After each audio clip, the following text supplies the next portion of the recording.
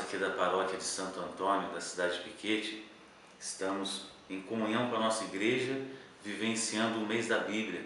O mês de setembro é dedicado à Palavra de Deus, que é lâmpada para os nossos pés e que alimenta a nossa esperança. E para esse ano de 2017, o tema proposto é a primeira carta aos Tessalonicenses de Paulo.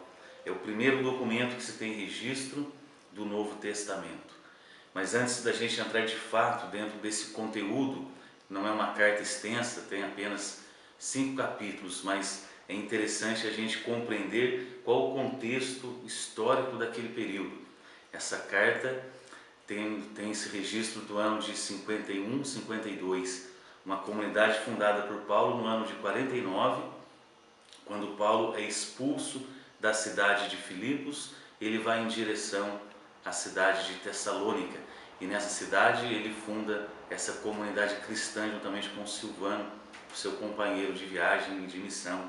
E esta viagem de Paulo é a sua terceira viagem, datada do ano 49 e 50. E a cidade de Tessalônica, é interessante percebermos que é uma cidade que tem aí aproximadamente 40 mil habitantes, e ela é uma cidade portuária. Ela fica muito próxima ao mar Egeu, e por conta dessa proximidade faz da cidade de Tessalônica um local de comércio, um local de muitos estrangeiros, e consequentemente é muito forte nesse período, nessa cidade, a presença de outros deuses, outros ídolos, como vamos perceber, sobretudo os ídolos também grego nesse período, Zeus, Apolo, Ares. Havia também o culto romano a Júpiter, Febo, Marte. Também haviam muitas divindades estrangeiras, e também havia o culto obrigatório aos imperadores. Esse culto ao imperador, ele marcou todo o primeiro século desse período. Os imperadores eram vistos como filhos de Deus, eram vistos como divindade. Então havia esse culto obrigatório, toda a sociedade ela deveria prestar culto a esses imperadores, e tinham até mesmo estátuas para cada um desses imperadores. E esses imperadores eram vistos como garantidor da paz e da salvação definitiva. Mas de repente Paulo, ele aparece com uma pregação onde ele vai dizer que o Senhor não é mais o imperador e que o Filho de Deus não é também o imperador. O Senhor agora daquele tempo, a partir da experiência de Paulo, é Jesus Cristo. Então Paulo começa nesse período a pregar Jesus crucificado, é o Messias que ressuscitou e voltará uma segunda vez. Outro aspecto importante desse período, anos 51, 52, é essa cidade de Tessalônica. Ela foi também marcada por profundos cultos divinos, até mesmo com práticas sexuais. Portanto, Paulo ele vai trabalhar muito essa passagem quando ele vai fazer recomendações à santidade. Lá em 1 Tessalonicenses capítulo 4, Paulo vai dizer: esta é a vontade de Deus, a vossa santificação, que vos aparteis da luxúria, que cada qual saiba tratar a própria esposa com santidade e respeito, sem se deixar levar pelas paixões, como os gentios que não conhecem a Deus. Portanto, esse contexto de luxúria, de poder, por essa busca desenfreada pelo prazer, tudo isso influenciado por uma cultura greco-romana, ou seja, pela helenização. Então olha como era um contexto complicado de Tessalônica. Culto ao imperador, muitas divindades, uma sociedade marcada pela busca desenfreada pelo prazer, luxúria, pelo poder. Era uma sociedade escravagista, onde Tessalônica era uma colônia do Império Romano. Então toda a sociedade marcada pela escravidão. E no entanto, Paulo ele tem a coragem de pregar Jesus Cristo crucificado, ressuscitado e que voltará uma segunda vez. Essa é a mensagem principal da primeira carta aos Tessalonicenses.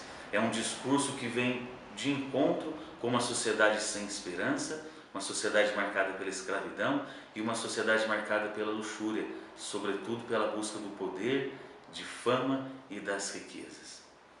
É interessante perceber também que Paulo ele ficou poucos meses nessa comunidade de Tessalônica, logo ele também foi expulso.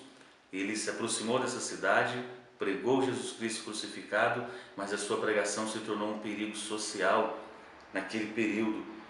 Por causa de uma sociedade escravagista, Paulo pregava Cristo, aquele que vem libertar de todo o mal, sobretudo da escravidão.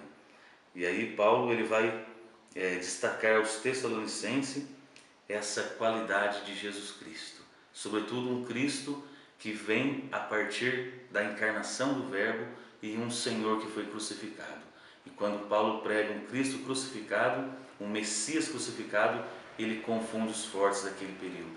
Como poderia vir um rei, um Messias, a partir da cruz, que naquele tempo era símbolo de tragédia, símbolo de fracasso, principalmente a cruz era símbolo de derrota. Então, da cruz, para aquela sociedade, jamais poderia vir um Messias. Então, Paulo vem com a pregação que começa a confundir os poderosos e vem alimentar a esperança dos pobres.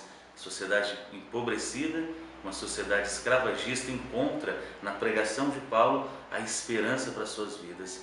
E, sobretudo, encontra na pregação de Paulo a força para lutar pela liberdade. Uma liberdade garantida agora por Jesus Cristo, não mais pelo imperador. Paulo escreve também esta carta para encorajar uma comunidade, porque Paulo chega com uma pregação de uma volta iminente de Jesus Cristo. Jesus voltaria muito em breve. Como os tempos foram passando e Jesus não havia voltado, a comunidade vive então um esfriamento espiritual e até mesmo uma dúvida. Então Paulo escreve essa carta aos Tessalonicenses também para encorajar e orientar, sobretudo os que estavam já desanimados. Isso nós vamos perceber em 1 Tessalonicenses, versículo 3, em que recordamos sem cessar aos olhos de Deus, o nosso Pai, a atividade de vossa fé, o esforço da vossa caridade e a perseverança da vossa esperança em nosso Senhor Jesus Cristo. Então Paulo já inicia a sua carta dando ênfase de que a esperança não decepciona. A comunidade precisa continuar a aguardar a segunda vinda de Jesus Cristo. Mesmo em meio à opressão da escravidão, mesmo em meio a tantos cultos, a tantas divindades, a sociedade de Tessalônica era politeísta, mas Paulo pregava agora um Deus único que se revelou ao mundo na presença de Jesus Cristo, seu Filho unigênito, que foi crucificado para nos libertar, sobretudo, da escravidão. E por conta dessa valorização e exploração do corpo, Paulo ele também vai dizer nessa carta para essa comunidade a importância do nosso corpo como um vaso, a importância do nosso corpo como templo do Espírito Santo. Por isso a pregação de Paulo causa muito choque naquele período e as perseguições. Paulo foi perseguido sobretudo pelas autoridades romanas, aonde Paulo vai afirmar que essas autoridades romanas são Satanás. Satanás nesse contexto bíblico significa o perseguidor, aquele contrário. Então Paulo ele vai se deparar com essa perseguição romana e vai afirmar que a comunidade deve esperar Jesus Cristo com fidelidade. E é interessante que Paulo ele vai dizer para aos Tessalonicenses que a comunidade precisa ser uma presença antecipada do reino de Deus, uma presença do reino de Deus que vai viver a fé, a esperança e a caridade. Portanto, este é um pouco do contexto desse período. Uma carta escrita no ano de 51, 52, a comunidade foi fundada no ano de 49, portanto 2 anos depois Paulo precisa escrever uma carta para uma comunidade que já está se esfriando, já não acredita mais na vinda de Jesus e estão sofrendo todas essas opressões, quer seja pela escravidão, também pela exploração do corpo. Vamos então agradecer a Deus por essa oportunidade de entrarmos nesse contexto histórico dessa comunidade de Tessalônica, para que esse texto continue a falar conosco hoje, em nossos tempos, para que esse texto ilumine hoje nossa vida, sobretudo o nosso trabalho pastoral, para que sejamos perseverantes e que essa carta renove a nossa esperança e nos fortaleça na nossa obra, na construção do reino de Deus. Deus abençoe.